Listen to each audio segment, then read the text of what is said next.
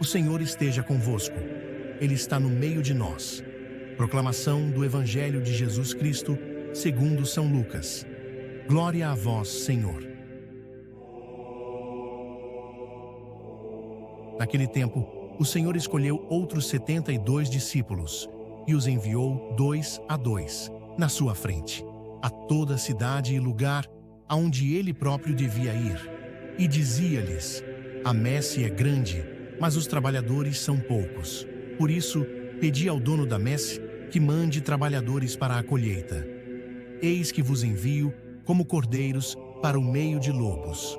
Não leveis bolsa, nem sacola, nem sandálias, e não cumprimenteis ninguém pelo caminho. Em qualquer casa em que entrardes, dizei primeiro: a paz esteja nesta casa. Se ali morar um amigo da paz, a vossa paz repousará sobre ele, senão, ela voltará para vós. Permanecei naquela mesma casa, comei e bebei do que tiverem, porque o trabalhador merece o seu salário. Não passeis de casa em casa. Quando entrardes numa cidade e fordes bem recebidos, comei do que vos servirem, curai os doentes que nela houver, e dizei ao povo: o reino de Deus está próximo de vós. Palavra da salvação. Glória a vós, Senhor. O Senhor os mandou 2 a 2 para pregar, porque 2 são os mandamentos da caridade: o amor de Deus e do próximo. E porque não pode haver caridade entre menos que 2.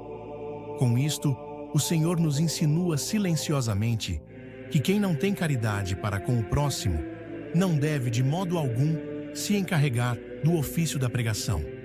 Fez bem em acrescentar as palavras, adiante de si, por todas as cidades e lugares onde ele estava para ir.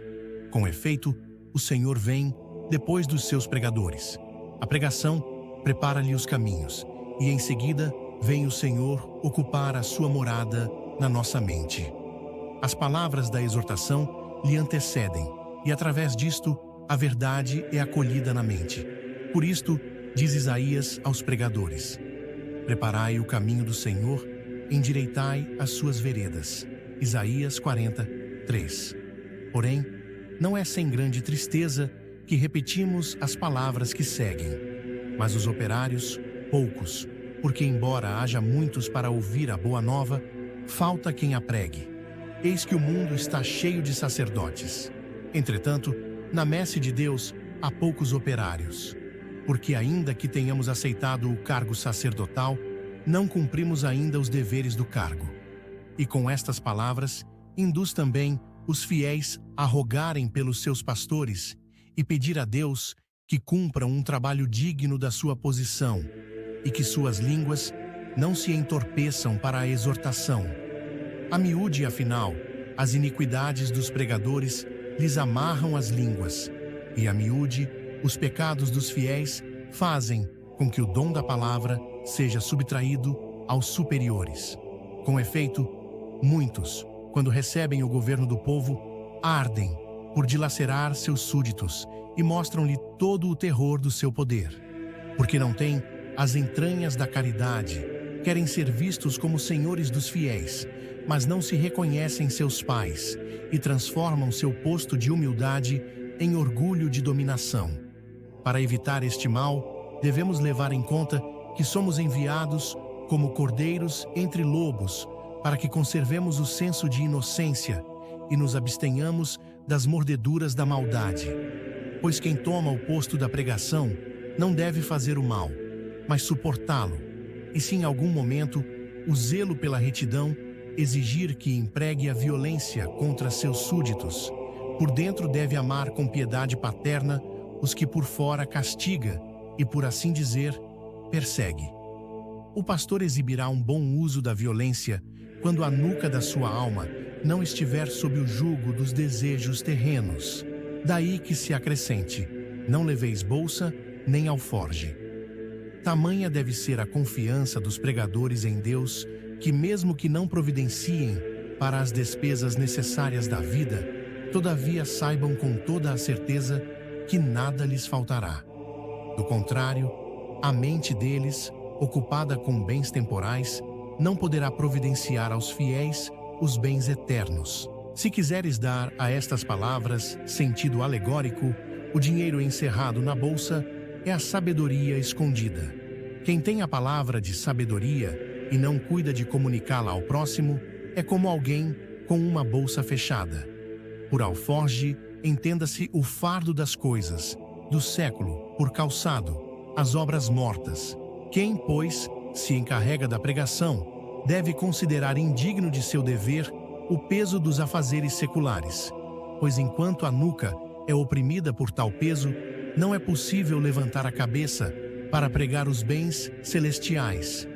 Tampouco deve olhar para as obras dos insensatos, para não crer que deve proteger seu trabalho como que com peles mortas, pensando que se os outros fazem tal coisa, está também autorizado a fazê-la.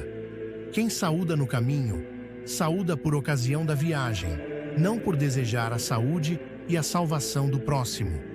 Quem, portanto, prega a palavra da salvação, não por amor à pátria eterna, mas por ambição de recompensa, é como se saudasse alguém no seu caminho, porque deseja a salvação pela ocasião, e não pela intenção da sua alma. A paz saída da boca do pregador repousará na casa, se nela houver alguém predestinado ao caminho, e que siga a palavra celestial que lhe é dada a ouvir. Ou, caso ninguém a queira ouvir, o pregador não ficará sem fruto, pois a paz voltará a ele como recompensa do Senhor pelo seu trabalho. Se, porém, a nossa paz é acolhida pelos da casa, justo é que recebamos um salário terreno daqueles a quem oferecemos prêmios da pátria celeste. Daí que siga permanecer na mesma casa, comendo e bebendo do que tiverem. Eis que o Senhor, que proibiu o porte de bolsa e alforge, permite receber, como salário da pregação, alimento e dinheiro para as despesas. Os alimentos para o sustento do operário são, com efeito, parte da sua recompensa, de modo que aqui tem início a recompensa do trabalho da pregação, que chegará à perfeição no céu com a visão da verdade. Venha calhar neste ponto a consideração de que ao nosso trabalho, que é um só, são devidas duas recompensas. Uma no caminho, que nos sustenta na labuta, a outra na verdadeira pátria, que nos remunera na ressurreição. Assim, a recompensa presente deve dar-nos mais força no caminho até a recompensa futura. Ora, o verdadeiro pregador não deve pregar para receber a recompensa deste século, mas receber a recompensa deste século para ter forças para pregar. Quem, afinal, prega para receber louvor e prêmio neste mundo, priva-se da recompensa eterna.